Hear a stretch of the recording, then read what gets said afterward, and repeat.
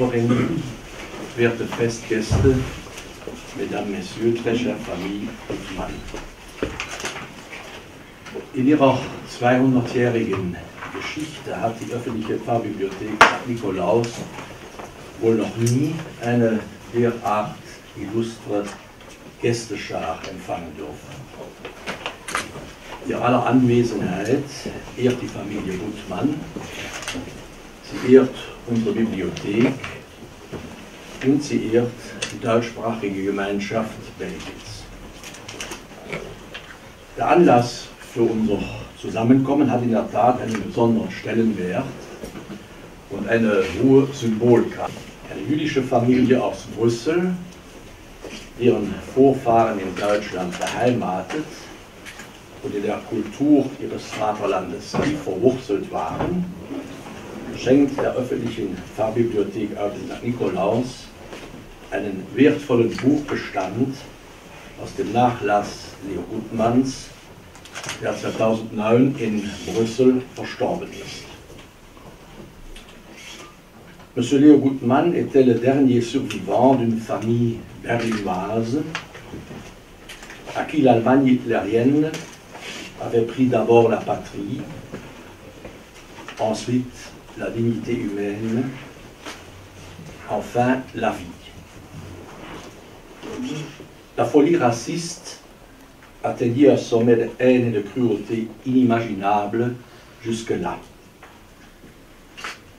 Et il reste de notre devoir de poser inlassablement la question du pourquoi de cette descente aux enfers de notre civilisation occidentale, pourtant marquée du sceau à la fois d'une religion prônant l'amour inconditionnel du prochain et des Lumières, chantre des droits de l'homme et du citoyen. Pourquoi cet héritage fut-il soudain jeté aux orties par une minorité fanatique agissante et une large majorité silencieuse? Cette question me hante aussi en tant que chrétien. Le nombre de mes co-religionnaires qui se sont détournés lorsque leurs sœurs et frères juifs furent persécutés et massacrés restera à jamais une honte pour le christianisme dans son ensemble. Heureusement, il y eut des personnes intègres et droites qui, au péril de leur vie, lavèrent en partie cette honte en se tournant résolument, comme le bon samaritain de l'Évangile, vers leurs sœurs et frères juifs pour les secourir. Je me réjouis donc tout particulièrement de pouvoir saluer la présence parmi nous du docteur Jean-Pierre Nissen, dont la maman fut une de ces justes parmi les justes. Die Schenkung der Familie Gutmann ehrt uns als katholische Bildungseinrichtung demnach in ganz außerordentlicher Weise. Und ich möchte Ihnen, liebe Geschwister Gutmann, im Namen unseres Verwaltungsrates, unseres Teams und der deutschsprachigen Gemeinschaft Belgiens von Herzen für Ihr großes Vertrauen in unsere Einrichtung danken. Mein besonderer Dank gilt auch der Bibliotheksleiterin, Frau Anne-Marie Minke-Ruet, welche die Beziehung zur Familie Gutmann mit viel Herzlichkeit und Feingefühl aufgebaut und gepflegt hat. Künftig wird der Bestand Gutmann sowohl in unserer Bibliothek als auch in der historischen Bibliothek im Staatsarchiv in Eupen für Forscher und interessierte Leser zugänglich sein. Und in diesem Zusammenhang sage ich auch Frau Els Herbaut, der Leiterin des Staatsarchivs in Eupen, und ihrer Mitarbeiterin Frau Anita Müller ein herzliches Dankeschön für ihre wertvolle Hilfe bei der Verzeichnung und der fachgerechten Betreuung der Sammlung Gutmann. Sie haben, um den Literaturwissenschaftler Adolf Muschk zu zitieren, diese Sammlung in eine bewegliche Ordnung gebracht. In eine Ordnung, die eine intensive und dynamische Auseinandersetzung mit der Geschichte des Judentums ermöglichen wird. Mögen viele diese Chance nutzen und sich die nötige Zeit nehmen, in eine Thematik einzudringen, die wie wohl kaum eine andere für die tragische Seite der menschlichen Existenz, für ihre dunklen Abgründe steht und deshalb im kollektiven Gedächtnis der Menschheit nie in Vergessenheit geraten darf. Um nochmals Musch zu zitieren: Wir haben mit unserer Zivilisation ein hohes Seil beschritten. Wenn wir uns nur rennend darauf halten können, werden wir stürzen. Deshalb ist auch Standhalten Bewegung. Ich danke Ihnen für Ihre Aufmerksamkeit.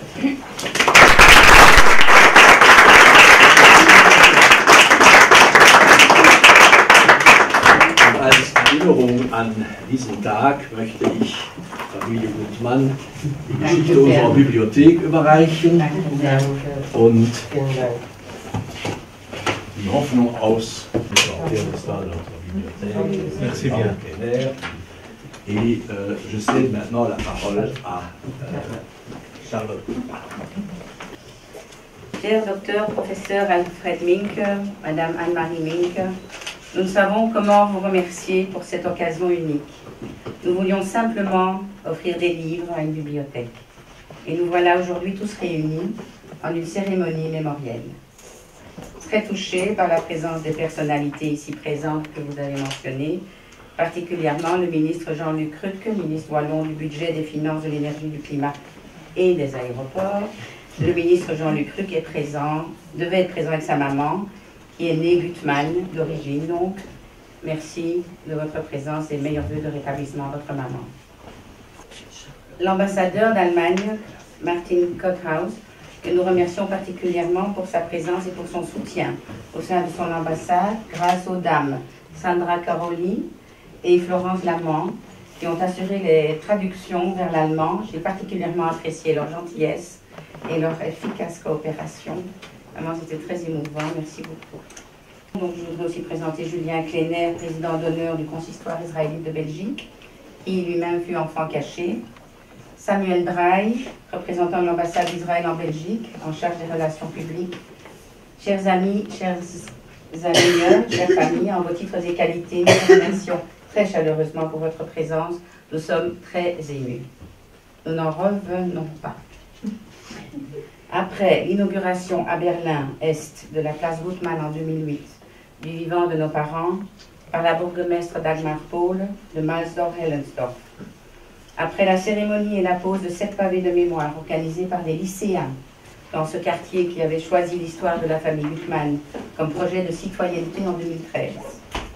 Après aussi en 2013 l'exposition sur l'antisémitisme et la résistance dans le musée local où des photos immenses sur les membres de la famille Gutmann remplissaient l'espace grâce à une photo réapparue après 73 ans, quelques mois après le décès de notre père. Réapparu par miracle.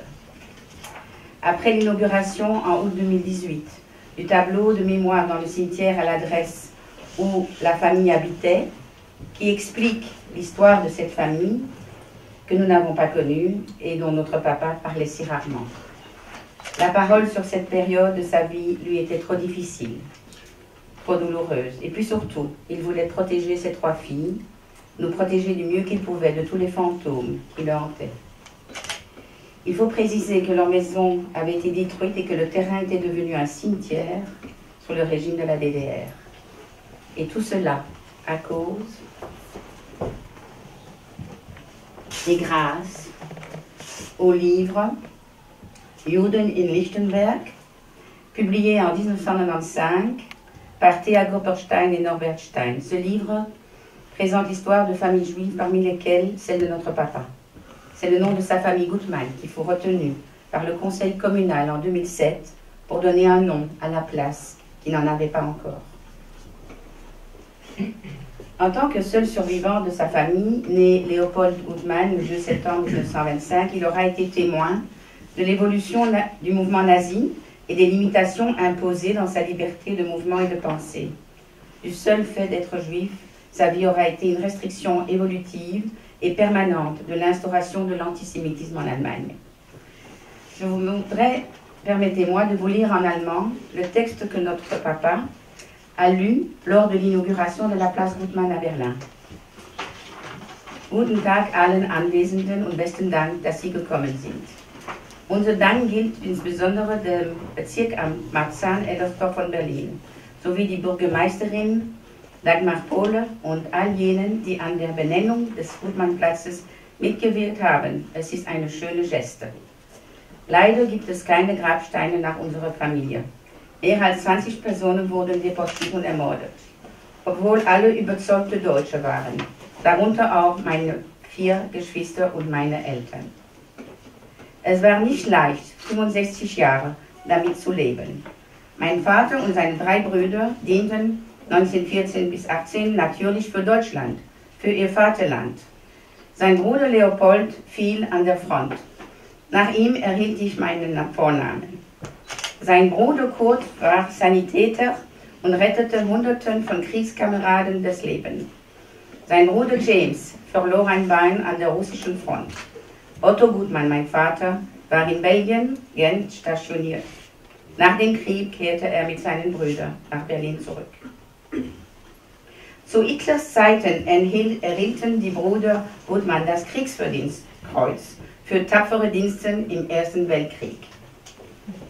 Aujourd'hui, je dirais que c'est un bug informatique, mais à l'époque, il n'y avait pas d'informatique. Als das Gesetz herauskam am 1. September 1941, dass Juden den gelben Stern tragen mussten, da trug mein Vater links den Judenstern und rechts das Verdienstkreuz. Und er verstand die Welt nicht mehr. Was ganz und gar meine Meinung ist.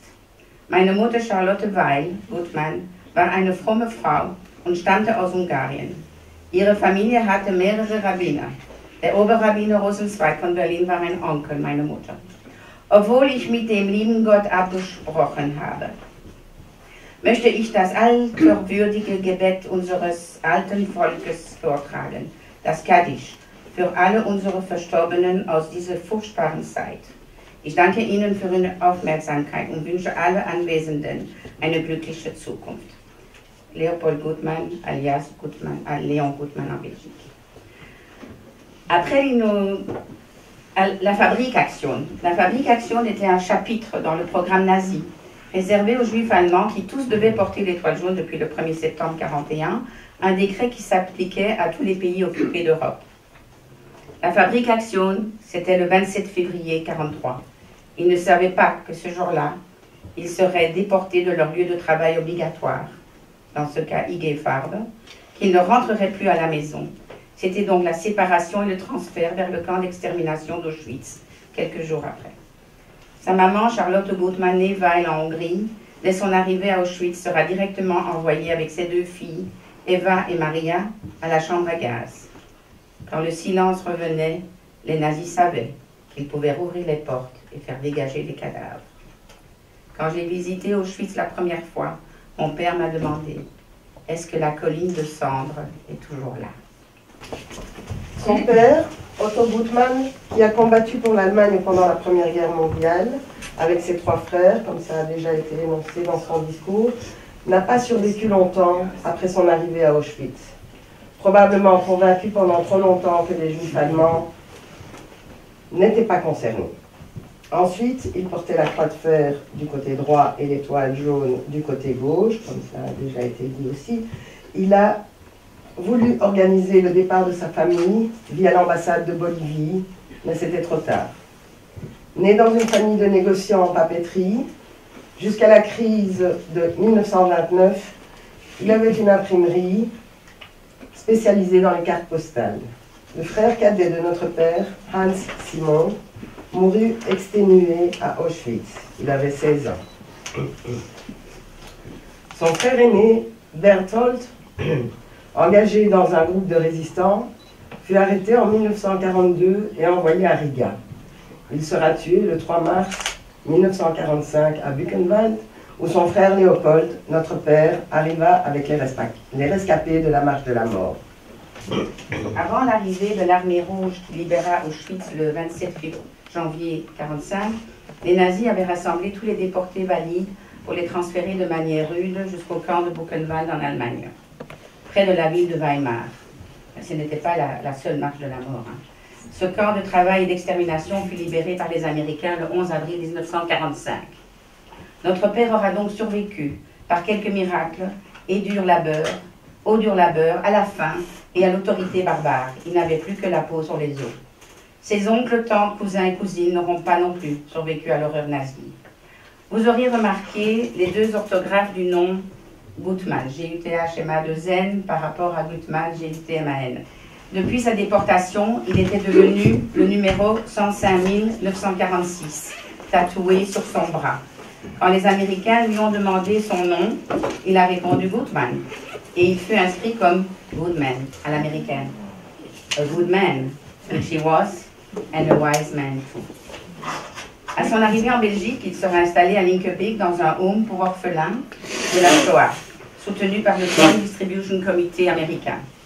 Il tenait à son nom originel et gardera son passeport allemand jusqu'à la fin de sa vie, disant que si quelqu'un de la famille le chercherait, il le trouverait plus facilement. Personne ne l'a jamais recherché. En Belgique, il avait le droit de changer 3 lettres. C'est ainsi que nous portons le nom de Gutmann. Nous avons 6 heures d'interview organisées par l'ULB au nom de la Fondation Spielberg et aussi une interview réalisée par la Fondation Auschwitz. Je suis Simone Gutmann, donc la sœur du milieu. Du côté maternel, notre maman est née à Kiev, le 26 janvier 1934. Sa grand-mère, née Polichouk, et mariée Wolf Razanovitch, avaient été tuées dans un pogrom au début du siècle passé.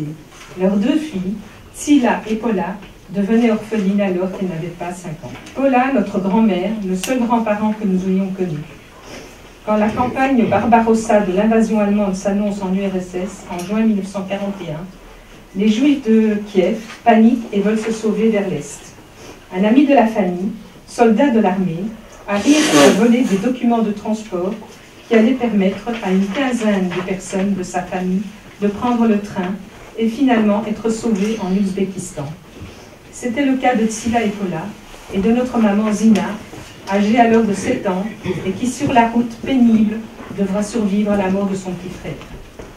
Son grand-père, trop âgé pour voyager, décide de rester à Kiev. Il sera exécuté, comme 33 770 juifs dans le massacre à Babi Yar, le plus grand massacre de la Shoah par balle, mené par les Einsatzgruppen et qui eut lieu les 29 et 30 septembre 1941. Dans ce cas, les Juifs ont dû creuser dans la forêt leur propre fosse. Aujourd'hui, c'est devenu une belle pelouse. Après la guerre, et passant par la Pologne et l'Autriche, ils finiront par atteindre la Palestine sous mandat britannique et seront logés à Haïfa, la ville où nos parents se sont rencontrés et se sont mariés en 1951. À Bruxelles, notre père commença à travailler dans la fourrure. Quel aurait été son métier dans un autre scénario? De par toutes ses maladies, il s'intéressait beaucoup aux médicaments et à la médecine, qui le considérait comme un cas intéressant, ayant entre autres surmonté 4 cancers. Il habitait dans ce home à Linkebeek avec une quarantaine de jeunes survivants de la Shoah. En 1948, ils reçoivent la visite d'un représentant de l'agence juive qui vient les convaincre de participer à la guerre d'indépendance d'Israël. Tous seront volontaires à Marseille dans la marine et arriveront en Israël sur la première frégate K-28 dont le capitaine était anglais. Vous aurez compris que nos parents ont quitté Israël pour venir tenter leur chance à Bruxelles, où notre père avait quelques contacts établis entre 1945 et 1948. Il pensait que la vie y serait plus facile.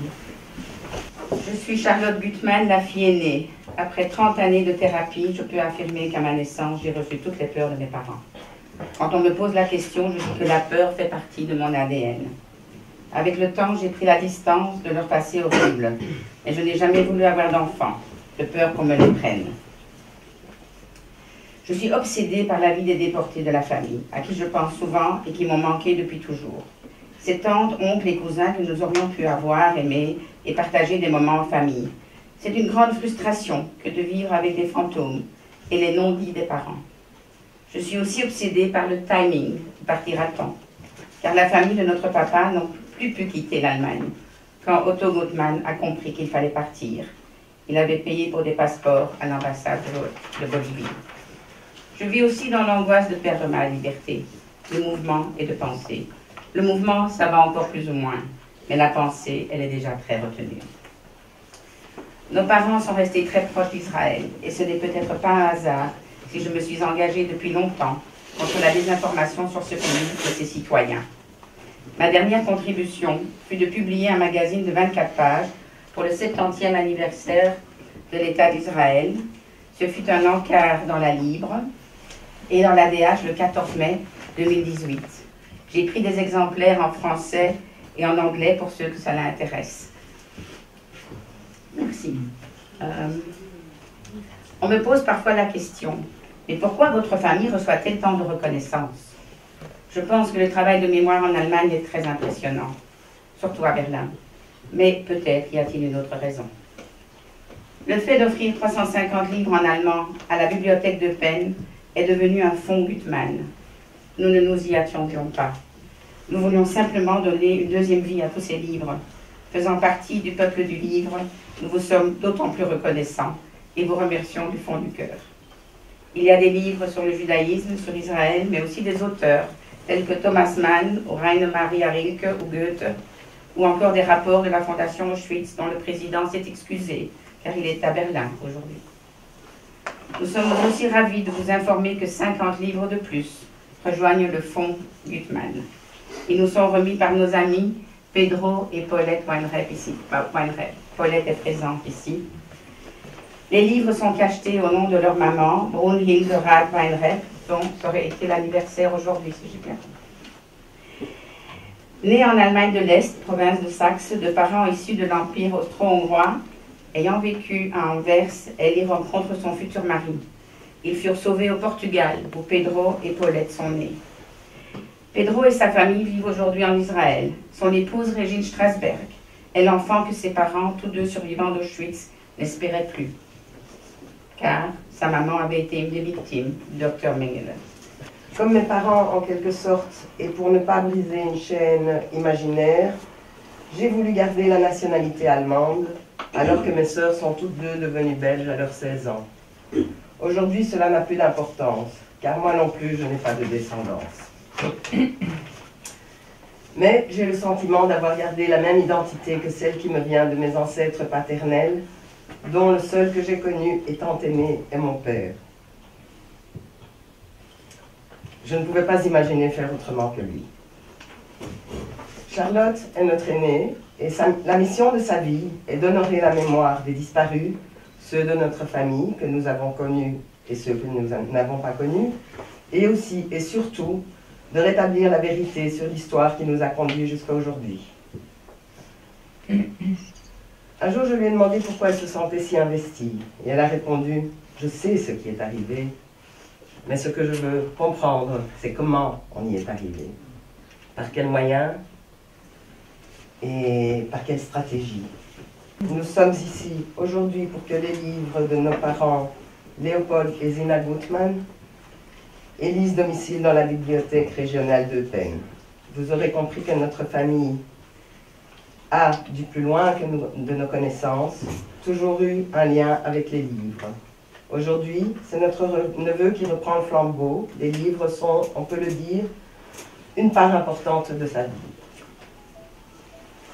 Nous sommes infiniment reconnaissants pour cette belle initiative et remercions toutes les personnes qui ont participé à ce que la mémoire de nos parents subsiste dans cette bibliothèque. Merci. Je laisserai la parole à mon fils Julien, seul petit enfant de la famille. Il est aujourd'hui étudiant en histoire à l'ULB et à l'Institut Martin Buber, centre d'études sur le judaïsme qui fait partie de l'ULB. Julien est né à une date symbolique, le 27 février 1996. Il aura fallu 2 jours à notre père pour nous avouer que jusque-là, c'était une date triste, car c'était le dernier jour qu'il avait vu sa famille. Mais à partir de la naissance de son unique petit enfant, 53 ans plus tard, c'était devenu un jour de bonheur et une motivation pour lui de survivre à toutes ces maladies. Aujourd'hui, alors qu'est donnée une part de la vie intime de mon grand-père, ses livres, un temps disposé dans ses bibliothèques, comme le font les nôtres, nous vivants de nos bibliothèques, j'aimerais plus qu'un discours simplement de faire part d'une perplexité devant le destin des livres comme devant celui des œuvres. En effet, rien ne destinait ces livres à appartenir un jour à mon grand-père, ni à appartenir après à votre bibliothèque.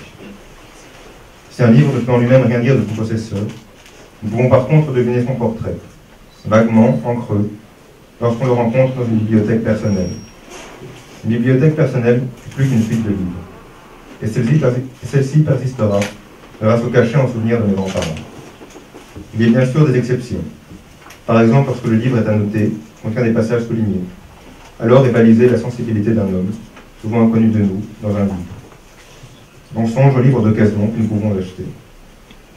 Mais la réalité rare de ces charges visibles, de ces signes au crayon par exemple, nous fait oublier toutes celles qui sont là, mais invisibles dans chaque livre, dont nous ne sommes pas les premiers propriétaires. Chacun de ces livres est ainsi porteur d'une ou de plusieurs charges émotionnelles ou intellectuelles, aussi inaccessibles pour nous que le toucher des doigts des anciens propriétaires, qui ont pourtant réellement parcouru ces pages. Quelle joie d'acquérir ou de consulter, ou de parler autour de nous d'auteurs nous ayant interpellés. Comme d'innombrables lecteurs anonymes nous ayant précédés, nous portons et faisons exister dans la durée ces œuvres. J'espère que ces livres, qui me sont inaccessibles, car je suis de langue française, trouveront des lecteurs dans votre bibliothèque.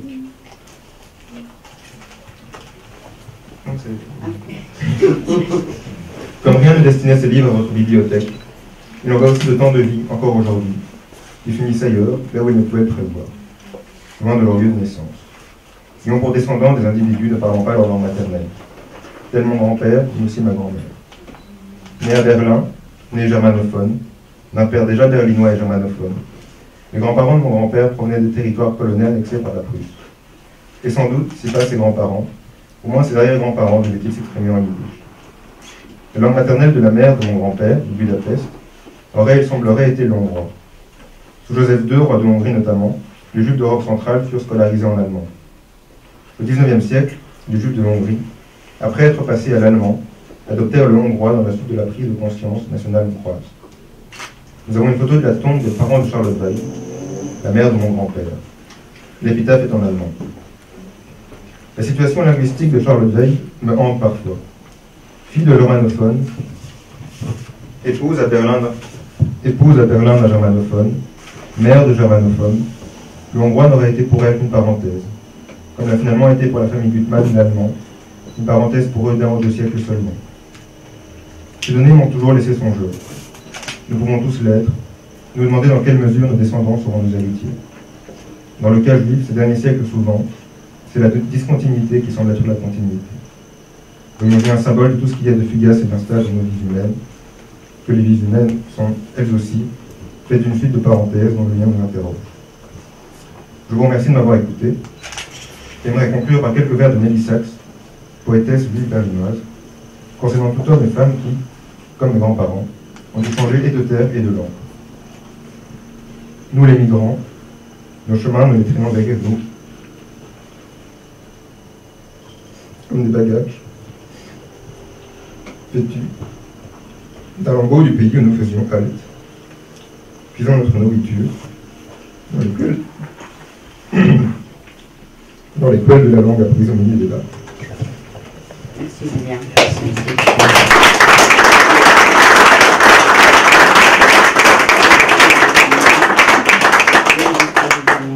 Je voudrais vous lire la partie du poème de Nelly Sachs qu'il voulait lire. Je vais vous le lire en allemand. Also, wir Wandernde, unsere Wege ziehen wir als Gepäck hinter uns, sind wir mit einem Fetzen des Landes, darin wir fast hinten, sind wir bekleidet, aus dem Froschtopf der Sprache, die wir unter Tränen erlernten. Nous avons amené des exemplaires des discours d'aujourd'hui en français et en allemand avec quelques photos souvenirs des différents événements mémoriels. que vous pouvez donc garder, si vous le souhaitez, dans votre bibliothèque aussi.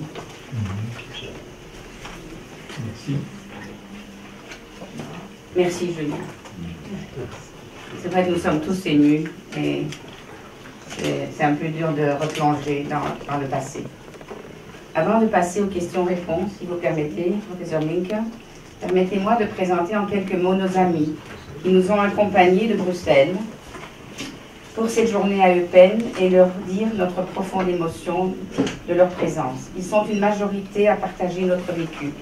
Chacun de nous pourrait écrire un livre d'histoire sur sa famille, juif ou non juif, et se rattacher ainsi à la grande histoire avec un grand H. Henri Fischgrund, mon mari, ses parents, Fela et Shevach, séparés de leur fils Joseph, ont été cachés en Wallonie et ont survécu pour qu'Henri naisse en 1946. Bernard Fischgrund, son neveu, le fils de Joseph et Myriam, tous deux enfants cachés. Gisèle Flax-Nazielski. Lève la main, Gisèle. Avec nos parents, ils étaient deux couples d'amis très proches. Gisèle reste notre seul témoin. Enfant caché en Pologne, elle vient de publier un livre sur sa vie et témoigne dorénavant dans les écoles. Elle a plus de 80 ans quand même, je veux le dire. Ça se voit pas, ça se voit pas. En français, Paulette Weinreb, fille de parents juifs sauvés au Portugal. Merci encore à Paulette et à son frère Pedro pour les livres de leur maman. Clara Hartmann-Kleiner. Ses parents ont été cachés à Charleroi, son frère aussi, et sa sœur à Mons. Du côté maternel, en Transylvanie, seul un frère survivra à une famille de 8 enfants. Du côté paternel, un frère survivra à Hanovre. Sandra Zeidenband. Sa maman et sa famille venaient de... Lève la main, comme ça les gens voient qui c'est. Sa maman et sa famille venaient de Pologne. Berthe Bajrek, à 3 ans, a été cachée dans 2 familles, à La Hulpe et puis à Ottigny. Son papa, Simon Zeidenband, à 4 ans, a d'abord été caché à Toulouse en mai 40, de fuites en fuites. Il a eu la chance de pouvoir passer en Suisse allemande et avec son frère en 43 et de retrouver sa famille à la Libération.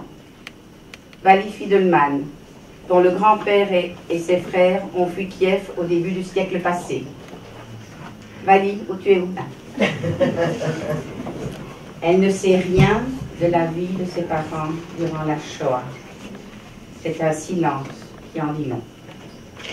Irène Kishka, dont le père survivant d'Auschwitz a été engagé... dont le père survivant d'Auschwitz, 93 ans aujourd'hui, a été engagé intensément dans la transmission de la mémoire en accompagnant nombre d'élèves d'écoles de toute la Belgique pour visiter et expliquer le programme d'extermination du peuple juif. Julien Patigny représente l'association pour la mémoire de la Shoah, qui fait un magnifique travail en Belgique de mémoire, donc avec des pavés de mémoire. Merci pour votre présence. Joao Correa s'est excusé pour raison médicale. Cependant, Vinciane Georges le représente. Elle est directrice de la SBL La Merci, la maison européenne pour le rayonnement de la citoyenneté. Permettez-moi quelques mots sur l'absent Joao Correa. Il est l'auteur du livre et co-réalisateur du film Le Consul de Bordeaux, qui aura sauvé des milliers de personnes, dont de nombreux juifs, en leur promulguant de faux visas et contredisant ainsi les ordres de Salazar. Colette Zawi Grosjean s'est aussi excusée aujourd'hui, mais son mari est là. Gérard, Colette, dont les parents ont survécu en Algérie. Ils sont arrivés en France en 1962, 2 jours avant l'indépendance. Roger de la Toer, dont les parents ont gardé leur nom de résistant. Roger, dont les parents ont gardé leur nom de résistant depuis la guerre, et son épouse Nathalie Pierscovici, dont la grand-mère paternelle fut raflée à Rouen en 1942, et dont la maman Rosalie, enfant cachée à Cudessart en Wallonie, jusqu'à la libération. Elle était la seule survivante de sa famille. Samuel Drey. En 1932, ses arrière-grands-parents arrivent en France d'Algérie. En 1932. Pas un enfant de son immeuble du Marais ne reviendra. Seuls 2 frères de son arrière-grand-père ayant perdu femmes et enfants se donneront ensemble la mort quelques mois après la libération des camps.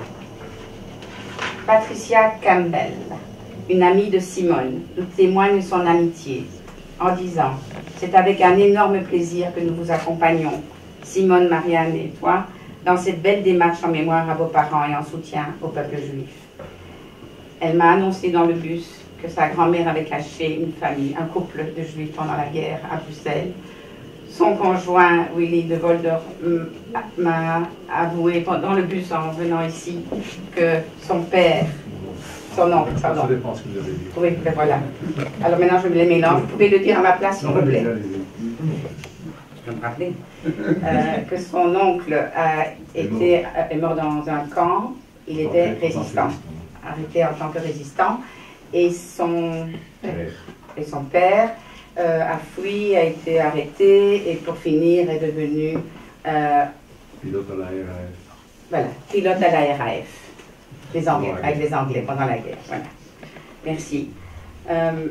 La Belgique est le pays, j'espère que j'ai oublié personne, la Belgique est le pays d'Europe qui aura sauvé le plus d'enfants juifs pendant cette période noire.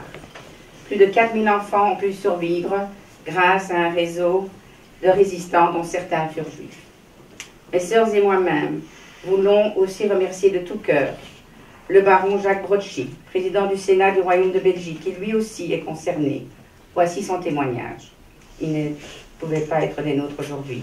Enfant caché, ayant avec mes parents échappé à la déportation grâce au dévouement d'une famille de justes, Léon et Élise Simon, dans le village de Mont, situé dans la commune de Comblain au Pont, en province de Liège, je n'ai pas hésité un seul instant pour accorder mon patronage à cet événement important quand Charlotte Gutmann m'a parlé de son projet de remettre à la bibliothèque paroissiale Saint-Nicolas-Eupen un recueil de plusieurs centaines d'ouvrages précieux sur l'histoire et le présent du judaïsme.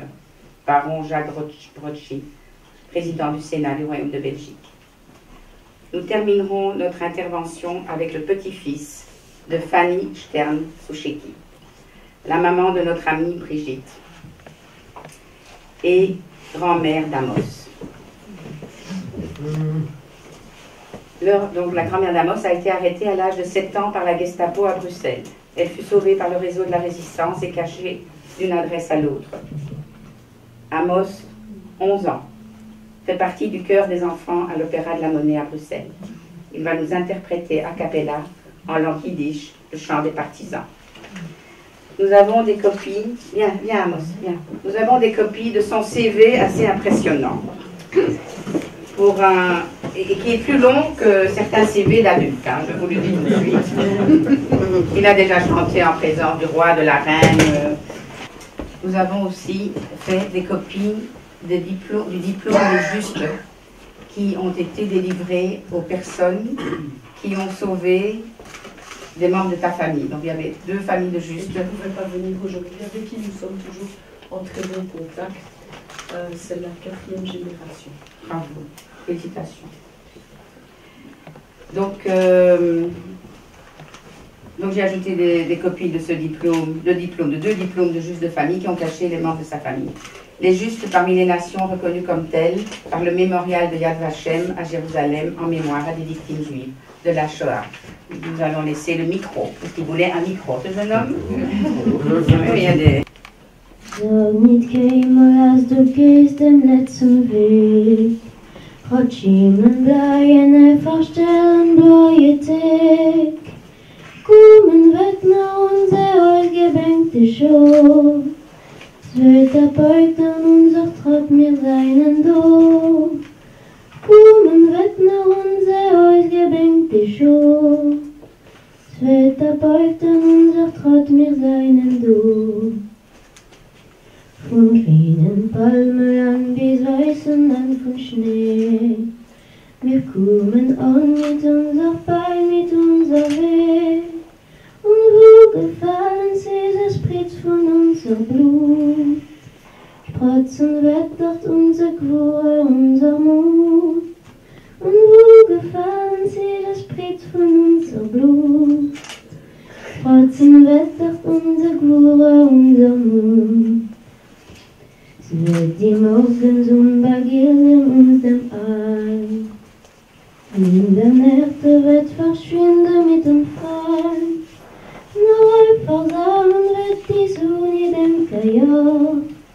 Via Parole so gehen das Lied von Dorf zu Dorf. Neu versammeln wird die Sonne dem Kajor. Via Parole so gehen das Lied von Dorf zu Dorf. N'oublie jamais que tu vas de ton dernier pas. Quand les jours bleus sont écrasés sous un ciel bas, l'heure viendra que nous avons tant espéré. Frappant le sol, nos pas diront, nous sommes là. L'heure viendra que nous avons tant espéré. Frappant le sol, nos pas diront, nous sommes là. Bravo.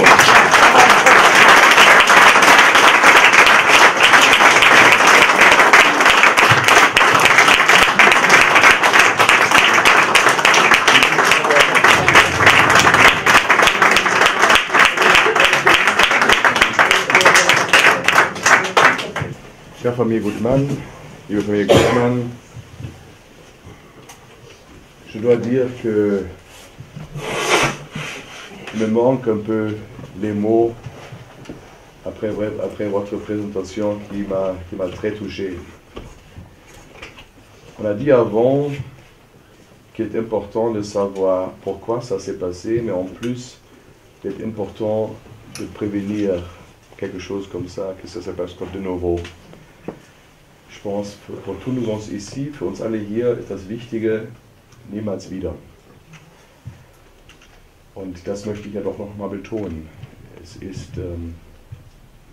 haben unruhige Zeiten, es gibt beunruhigende Tendenzen. Ich glaube, eine Veranstaltung und eine Buchschenkung wie die ihrige, un don des livres comme la vôtre aujourd'hui, ça nous met en mémoire qu'il faut toujours être conscient de que ce se passe entre eux, de que ce se passe pour les voisins, les amis, les familles, les peuples, et de rester ensemble pour sauvegarder la démocratie et la défense des droits humains, et de rester tous des humains en même temps.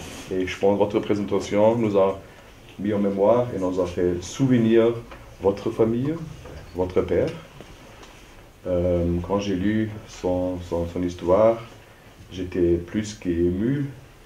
Quand je vous ai tous écoutés et quand j'ai vu vos mémoires qui sont réapparues et que vous avez très bien transmis à nous tous, tout ce qu'on peut dire comme ambassadeur d'Allemagne, c'est qu'on est bien conscient de notre passé, qu'on est bien conscient et prendre responsabilité de tout ce qui s'est passé et qu'on est bien conscient qu'il faut rester toujours ensemble pour éviter une répétition. Et je pense pour tous ici, je peux dire merci pour votre don, c'est très bien pour la mémoire, c'est très bien aussi pour les gens et pour les livres qui restent dans la vie. Je pense que vous avez très bien enseigné les livres, ça vaut seulement la peine si on peut les lire. Ça c'est l'endroit parfait avec toutes les langues qui sont réunies dans cette bibliothèque. De ma part, seulement un grand merci et je suis vraiment très touché. Merci.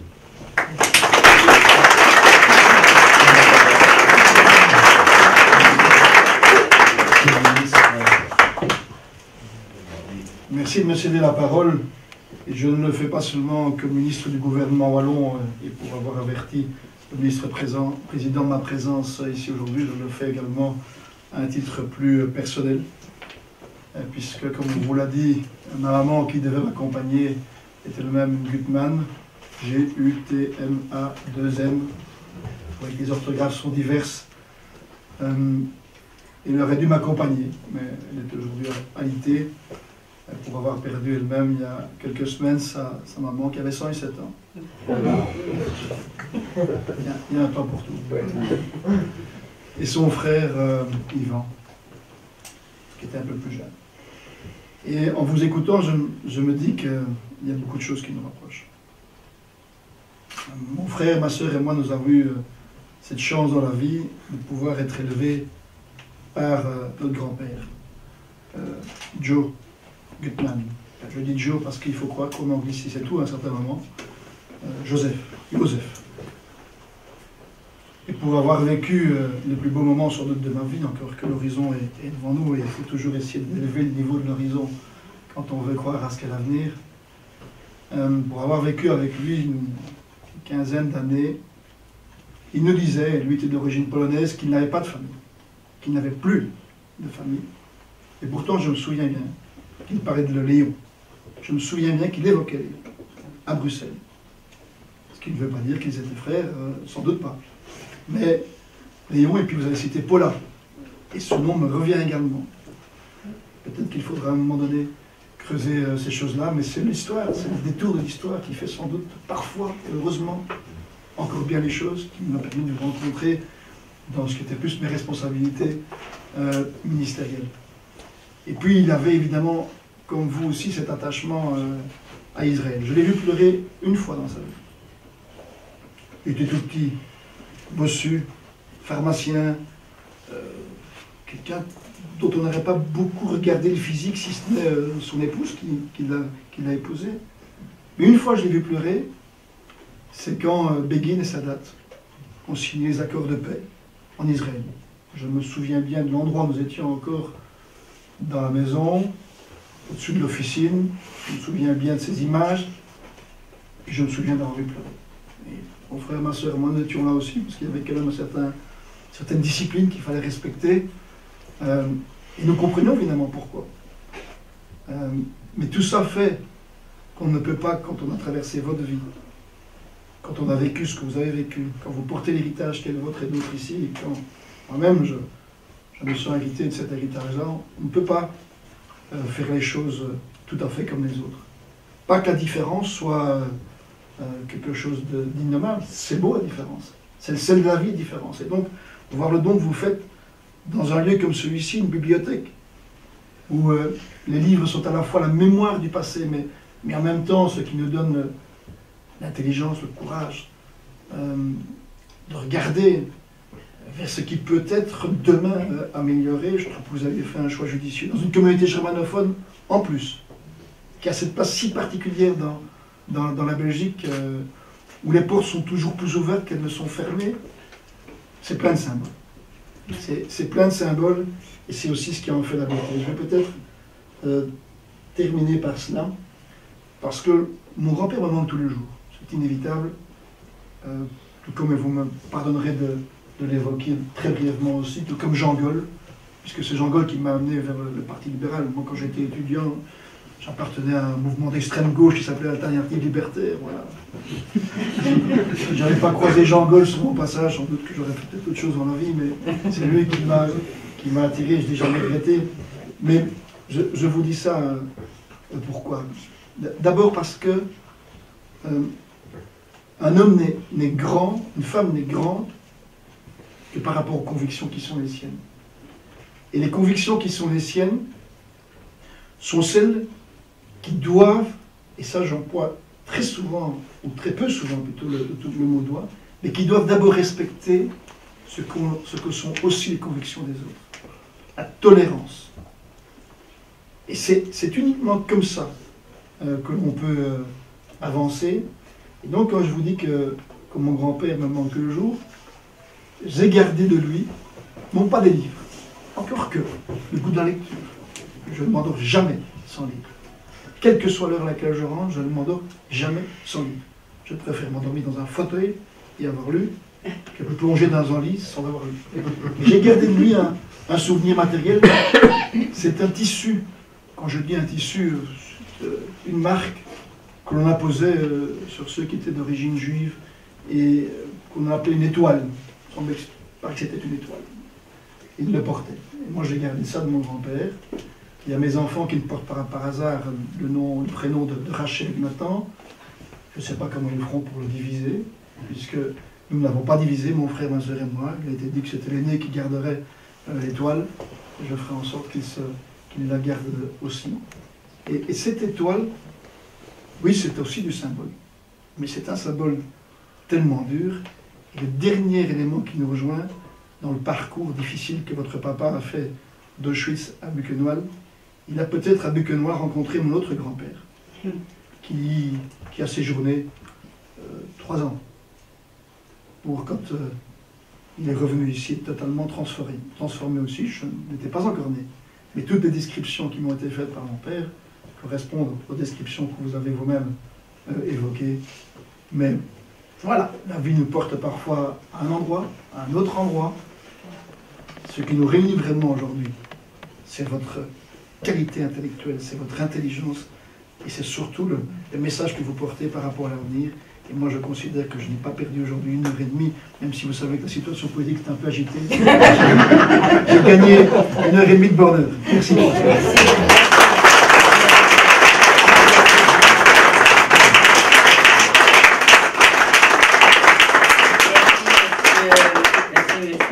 Merci, Monsieur Cotthouse, l'ambassadeur. Je voudrais donner la parole, si tu veux bien, Julien.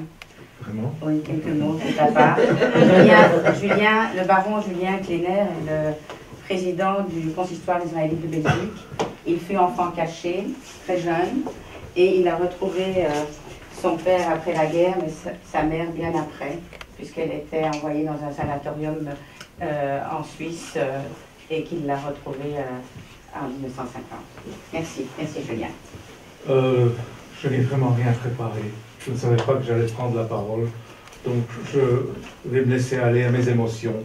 Il y a quelques idées, peut-être quelques platitudes qui me passent par l'esprit.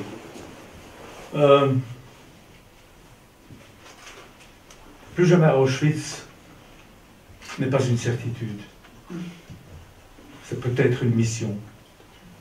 Et à chaque individu de savoir s'il est prêt à aider à ce que, en effet, le nom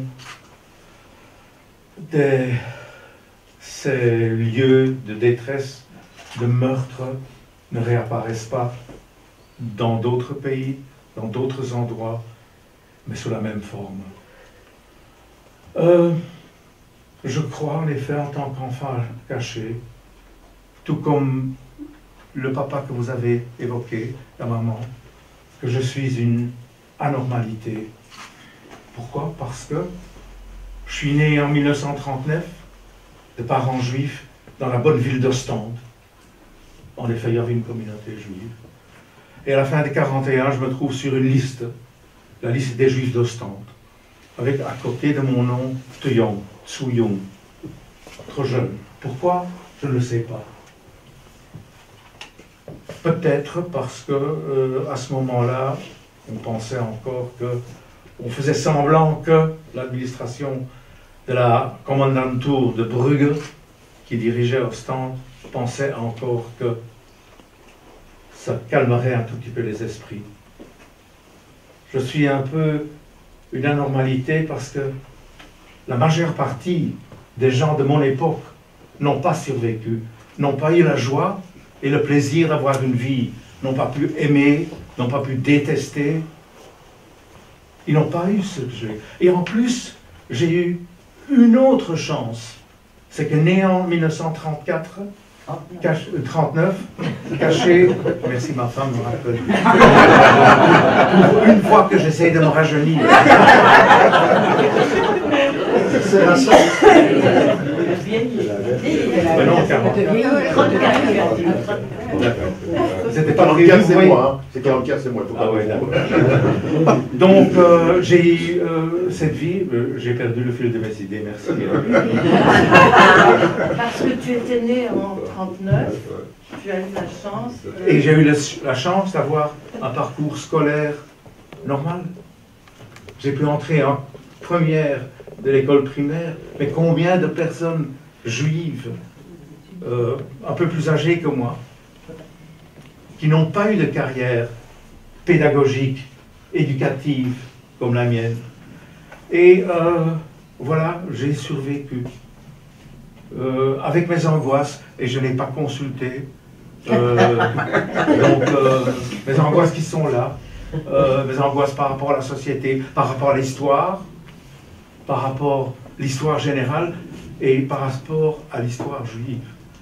Et je ne commencerai pas à vous expliquer pourquoi j'ai recherché le pourquoi de cette situation. un petit enfant né à Ostende, soudainement, est trouvé trop jeune. On le trouve trop jeune, pourquoi? Alors, je ne sais pas dans quelle mesure mes émotions et mes piètres réflexions rejoignent l'ambiance de cette matinée remplie de nostalgie, nostalgie familiale, nostalgie de la famille que vous n'avez pas connue, que moi je n'ai pas connue. Parce qu'en somme, je ne sais pas ce que signifie le mot famille. À tel point que, après la guerre, je ne vais pas vous raconter mes histoires, on est retourné à Ostende. Et le jeu dans ma tête, c'est-à-dire que j'étais le seul garçon juif après la guerre d'Ostende. Il y avait encore une communauté, il y a une synagogue, si ça vous intéresse un jour, il y a même un cimetière. Le seul enfant juif. Et les lundis à l'école, j'entendais les autres enfants disant « Ah, hier, oh, qu'est-ce que c'était embêtant de nouveau aller manger chez l'oncle Louis et chez la tante Madeleine ou chez le grand-père. » Et moi je me disais « Mais quelle chance, j'ai une journée calme parce que je n'ai plus de tante, je n'ai plus mes grands-parents du côté de ma mère qui ne sont pas revenus de Annus Mundi. » Mais je veux dire que à cause de cela, toute cette ambiance, j'ai essayé dans mes cours, dans mes contacts sociaux, de prouver que, en effet, même si on dit que l'histoire nous apprend, que l'histoire nous apprend rien du tout, j'ai essayé de continuer à raconter l'histoire de la démocratie, cette démocratie qui a fait, il y a 3-4 générations seulement, de moi et de mes parents et de mes grands-parents,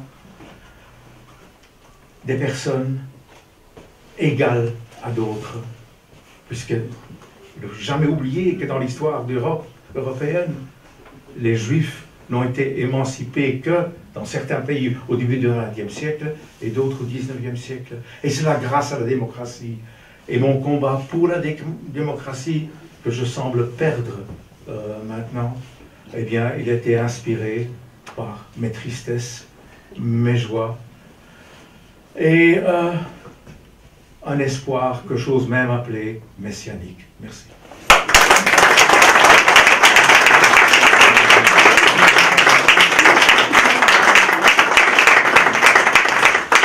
Wir haben auch hier heute den Präsidenten des Parlaments der deutschsprachigen Gemeinschaft unter uns begrüßen zu dürfen und ich darf ihn vielleicht auch um ein kurzes Grußwort bitten, ein Wort an die Sache.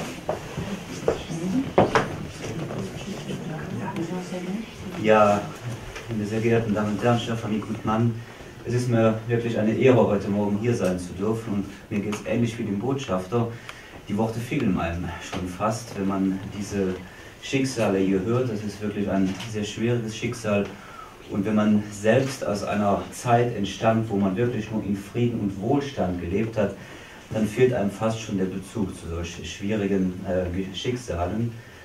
Ich muss allerdings auch sagen, ich spreche von Wohlstand und von Frieden. Wenn man sich heute in der Welt ein wenig umschaut und insbesondere auch in Europa und in der näheren Umgebung, dann wird einem schon manchmal auch Angst und Bange, wenn man sieht, wohin wieder so manche Tendenz führt. Es sind wieder Menschen in Europa, in den Parlamenten einbezogen, die von Abspaltung, von Trennung, von nationalen Egoismen, von Rückbesinnung auf die eigenen nationalen Eigenständigkeiten sprechen, die von Spaltung sprechen. Und da muss man wirklich sagen, während den Anfängen, selbst wenn wir sicherlich heute noch nicht so weit sind, wie man in den 20er oder 30er Jahren ist, so ist die Tendenz trotzdem gegeben und ich glaube wirklich, dass es da wirklich von größter Bedeutung ist, dass gerade auch die Generationen, die diese Schicksale nicht selbst miterlebt haben, und da gehöre ich selbst ja nun auch zu, diese Arbeit an das Nicht-Vergessen und auch an die Mahnung weiter fortführen.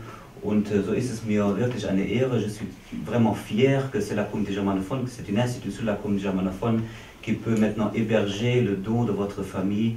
Ces livres, c'est vraiment une fierté pour notre communauté et je vous remercie très vivement, c'est vraiment ein Grand Geste de votre famille. Vielen Dank, dass ich dabei sein kann. Für mich ist es wirklich eine Freude, wie schon gesagt, und wir auch als Parlament der deutschsprachigen Gemeinschaft arbeiten daran weiter. Wir haben auch in der Vergangenheit übrigens mit der Auschwitz-Stiftung schon einige Veranstaltungen organisiert und ich hoffe, dass wir diese Arbeit auch im Parlament weiterführen können. Sie ist wirklich von allergrößter Bedeutung, denn eines darf man nie, es ist eben schon gesagt worden, niemals vergessen. Danke für die tolle Geste und merci beaucoup que je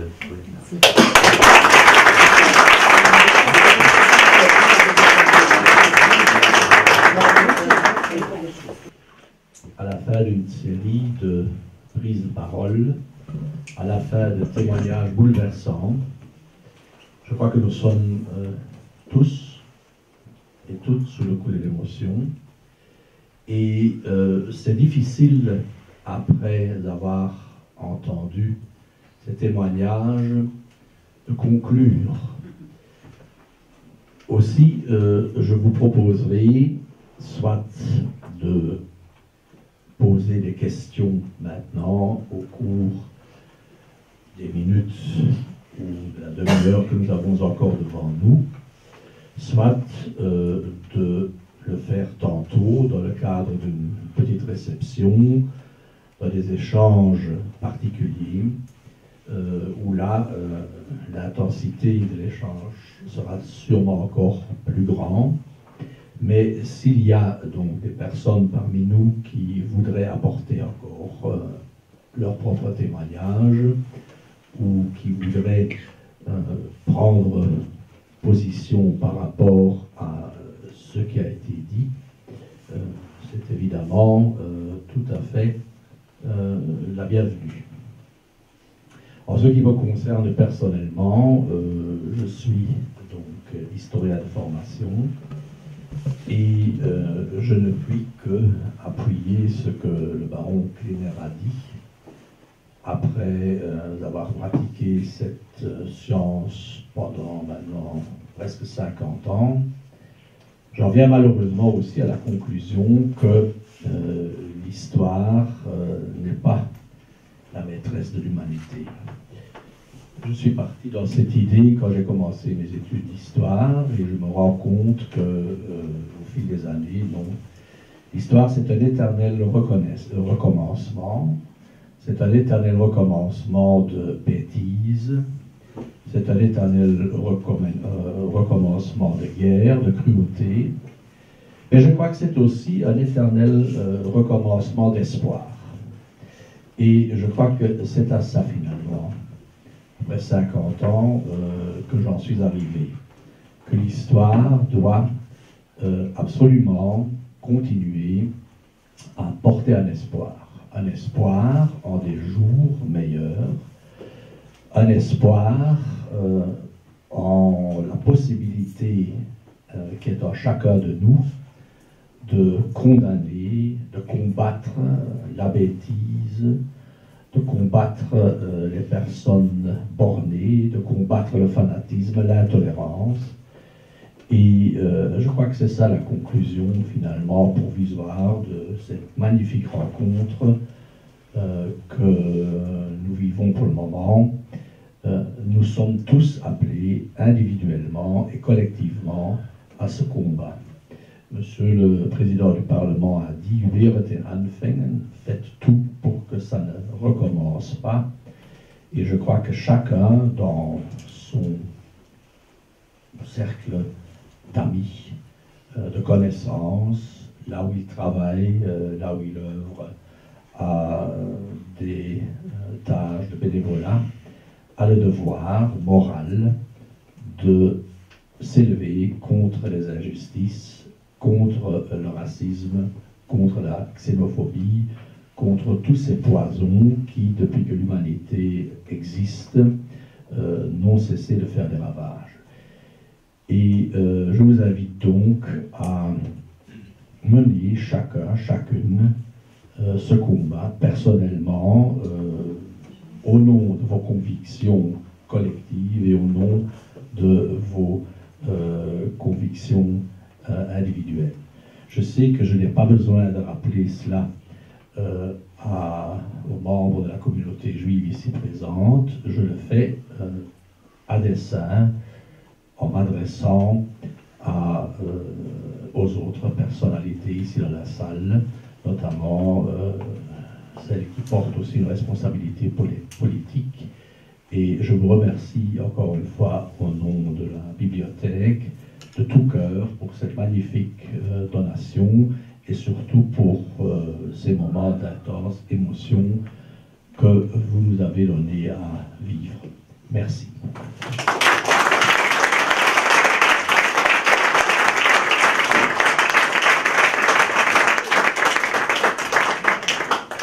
Notre papa, quand il a arrêté de travailler, il s'est inscrit à l'académie de Boisfort, dirigée par le fameux Roger Sommeville.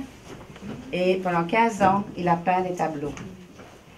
Et donc nous avons choisi hier dans la collection de 300 tableaux qu'il nous a laissés, nous avons choisi ce tableau-ci pour la bibliothèque, en espérant qu'il vous convient et qu'il reste un souvenir de son passage, à part les livres, une peinture.